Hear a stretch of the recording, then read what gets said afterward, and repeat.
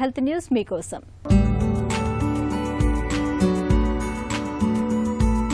Type 2 మధుమేహ చికిత్స కోసం రూపొందించిన GLP-1 మందులు బరువును తగ్గించడంలో కూడా బాగా తోడ్పడుతున్నాయి. అయితే మగవారి ఆరోగ్యం మీద ఈ మందులు చూపే ప్రభావాలపై పరిశోధన ప్రపంచంలో కొత్త సందేహాలు వ్యక్తమవుతున్నాయి.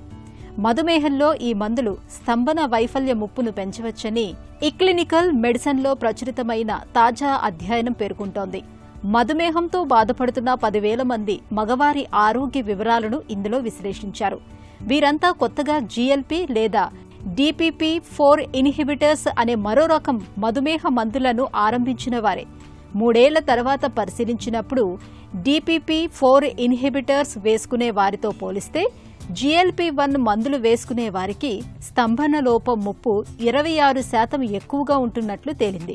DPP-4 ఇన్హిబిటర్స్ వాడిన వారిలో సుమారు 2.8% మందిలో స్తంభన లోపం తలెత్తగా GLP-1 వేసుకునే వారిలో 3.5% మంది దీని బారిన పడ్డారు. అయితే ఈ మందులకు స్తంభన లోపానికి నేరుగా కార్యకారణ సంబంధం ఉంటున్నట్లు అధ్యయన ఫలితాలు ఖచ్చితంగా చెప్పలేదు. కానీ సంబంధం ఉండే అవకాశం ఉందని, ఇందులో ఇతరాత్ర అంశాలు ప్రభావితం చూపుతుండొచ్చని ఫలితాలు సూచిస్తున్నాయి. ప్రస్తుతం GLP-1 మందుల వాడకం పెరుగుతున్న నేపథ్యంలో వీటితో తలెత్తే దుష్ప్రభావాల్ని అర్థం చేసుకోవటం అత్యవసరంగా మారింది. నిజానికి మధుమేహ దుష్ప్రభావాల్లో స్తంభన లోపం కూడా ఒకటి. దీర్ఘకాలంగా రక్తంలో గ్లూకోజ్ మోతాదులు ఎక్కువగా ఉండటంతో రక్తనాళాలు, నాడులు దెబ్బతింటాయి.